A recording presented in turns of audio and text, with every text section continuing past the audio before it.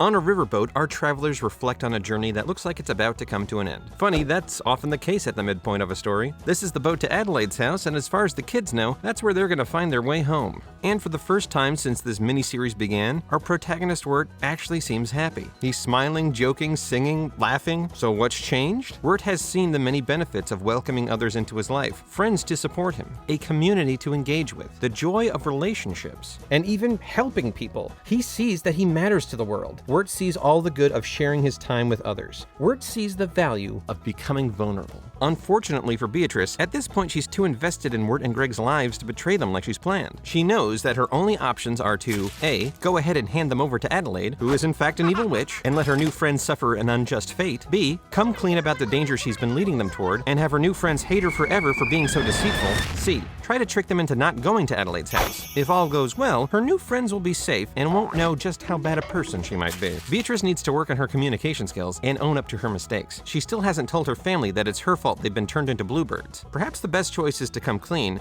but that last option, the sort of sneaky one where she doesn't have to grow as a character, that's looking real good to her right now. But of course, if you remember, the gang never had any money to get on this boat, so naturally the frog police are looking to arrest them for sneaking on. You take him, not me! Yeah, Wirt's learned a thing or two. He's still all too eager to throw his little brother under the bus if it means he might not get in trouble. They end up disguising themselves as one very tall frog, with their little frog friend as the head, and saunter along to join the frog band. Beatrice sees an opportunity to get out of taking the boys to Adelaide's house. Wirt, sometimes you gotta face your problems. Turn yourself in and get kicked off this boat. That's generally good advice. It's just ironic that Beatrice is the one saying it. She wants Wirt to face his problem so that she doesn't have to face hers. When they take the stage, they realize they need a bassoon player to sell the bit. No bassoon player. Wirt feels very unsure of his bassoon playing skills, but Beatrice is there to encourage him. Hey, why don't you play the bassoon? That'll get us kicked off this boat for sure.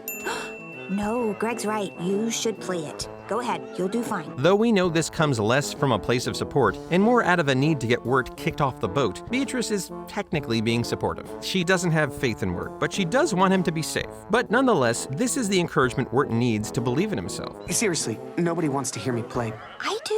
I do. And Wirt, with his friends at his side, tries his best. So now we get our next love word, Philia, or friendship. This is the point of the story when Wirt and Beatrice's friendship comes into full bloom. They're not enemies, or allies, or accomplices. They have fun together. They care about each other now. They're friends. Although it's a friendship that's still a bit on shaky grounds, Beatrice would rather risk Wirt publicly humiliating himself with bad bassoon playing than own up to her misdeeds. But guess what? Wirt's actually pretty musically gifted, and so is the frog. And of course there's the song that the frog is singing. If you listen to the lyrics, which I obviously can't play for you, you'll hear that it's about a lonely person singing out into the night whose melody reaches over a vast wilderness to countless others who hear his tune and join in singing together. And then at the end, even you, dear listener, are invited to join in. The chorus of singers in the song's narrative reaches over the treetops and mountains, over the blackened ravines, then softly falls by a house near a stream, and over the garden wall to thee. Hey, that's the name of the show. I mean, he just said the title. It makes sense that this right here is the point of the entire series. The frog is performing a song about the bonds of togetherness between all of us in an otherwise cold and indifferent world.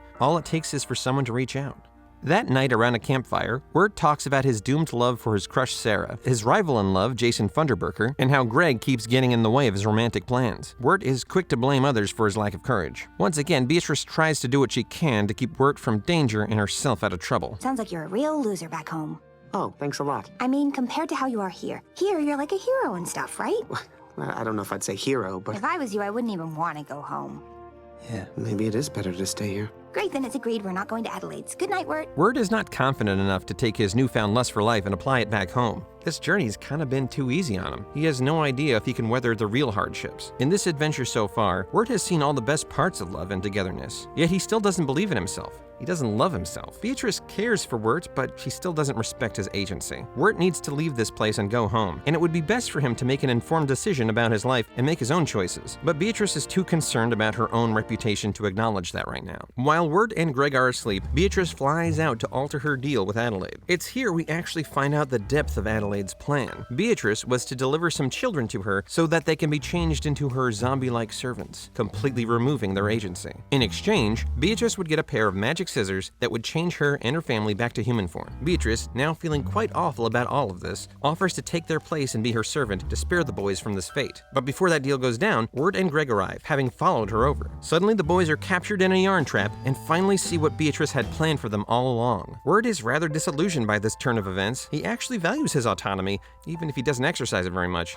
I thought we were friends. You are friends, Wirt, and this is literally the friendship chapter. But it's still a big step for Wirt to admit that. He didn't want to be friends with Beatrice. He didn't even want to talk to her. But since then, they've been through a lot together. The boys manage to escape with the help of the magic scissors, and Beatrice kills off the old witch by exposing her to clean, fresh air. But it's too late. Wirt leaves before seeing Beatrice's change of heart. I shouldn't have trusted anyone. Wirt didn't get to see that.